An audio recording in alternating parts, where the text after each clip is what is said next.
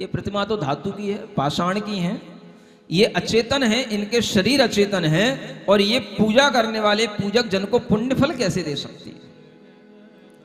हे भगवान, आप मुझे इसका उत्तर दो। तब वह ज्ञानी गणधर, वह मुनि महाराज कहते हैं कि भव्य जनों को ही ये प्रतिमाएं पुण्य फल देने वाली होती हैं, लेकिन उनको वह पुण्य फल उनकी भक्ति से मिलता है। किससे मिलता है? प्रतिमा पुण्य फल नहीं दे रही है, पुण्य फल आपकी भक्ति दे रही है। लेकिन भक्ति किसके लिए होनी चाहिए? तो वह उन जिन प्रतिमाओं के लिए होनी चाहिए। भविजन को प्रतिमा भगति, प्रतिमा की भक्ति महापुण्य फल देने वाली है, क्योंकि उन प्रतिमाओं का एक कार्य हो जाता है। और वो कार्य क्या है? जीव हमेशा दो ही प्रकार के भाव करता है, शुभ या अशुभ, और उसे अपने ही इन शुभ भावों से पुण्य की प्राप्ति होती है, अशुभ भावों से पाप की प्राप्ति होती है। और पुण्य पाप से यह जीव बंध को प्राप्त भी होता है। इस प्रकार से जिनेंद्र भगवान ने कहा है। और यह पुण्य पाप उसी तरह से इस जीव के अंदर आ जाता है, जैसे आपने कभी एक स्फटिक का पाषाण देखा होगा, स्फटिक की मणि देखी होगी, स्फटिक का रत्न देखा होगा। उस स्फटिक के नीचे अगर कोई लाल रंग का फूल ला करके रख दिया जाए तो वह पूरी स्फटिक मणि लाल रंग की हो जाती है। और अगर उसके नीचे काले रंग का फूल ला करके रख दिया जाए तो वो पूरी मणि काली हो जाती है। क्योंकि जैसा निमित्त मिलता है वैसे ही भाव बदल जाते हैं। शुभ निमित्त होगा तो शुभ भाव बनेंगे, अशुभ निमित्त होगा तो अशुभ भाव बनेंगे।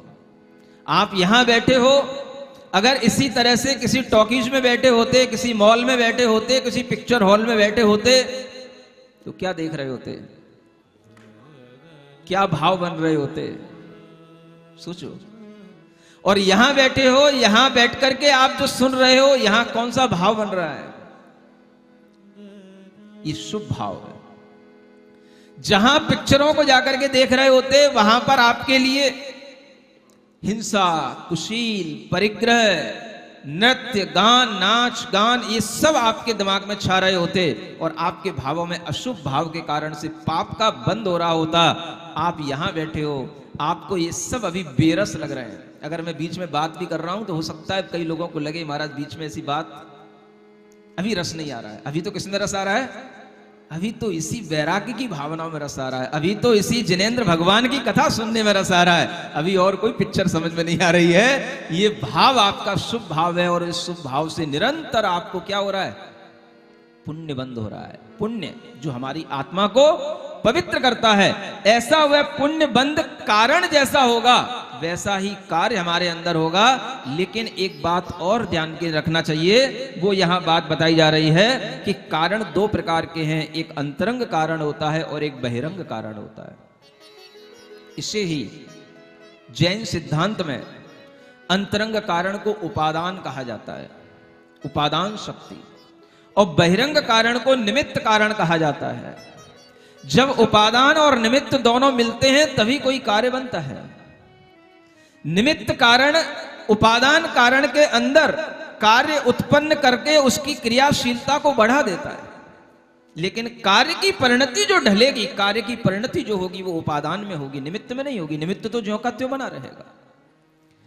भगवान की प्रतिमा निमित्त है, गुरु के उपदेश आपके लिए निमित्त हैं, लेकिन उन भगवान की प्रतिमा की भक्ति उस निमित्त कारण में है जो निमित्त कारण आपके अंतरंग से उत्पन्न होगा। लेकिन वह कारण किसके कारण उत्पन्न होगा? तो वह जिन प्रतिमा के कारण उत्पन्न होगा। शुभ भाव शुभ निमित्त सामने होने पर ही होगा। जिन परिणामों से बहुत पुण्य की वृद्धि हो, पुण्य बंधे, उन भावों के लिए जो निमित्त है वह निमित्त इस जगत में एकमात्र जिन प्रतिमाएं हैं। और उन जिन प्रतिमाओं को देख करके, जो वीतराग प्रतिमाएं, उनको देख करके ये सुध आ जाए, ये पारसनाथ भगवान भी आज जो हमें भगवान दिख रहे हैं, ये भगवान भी कभी हमारी तरह ही मनुष्य थे, सामान्य व्यक्ति थे, सामान्य जीवन जीते थे, लेकिन आज ये भगवान बन गए हैं। उन भगवान की प्रतिमा को देख करके अपने भीतर के भगवान की याद आ जाए तो यही सबसे बड़ा उस पुण्य बंध का कारण बन जाता है। ये याद भगवान के सामने आएगी और कभी नहीं आएगी।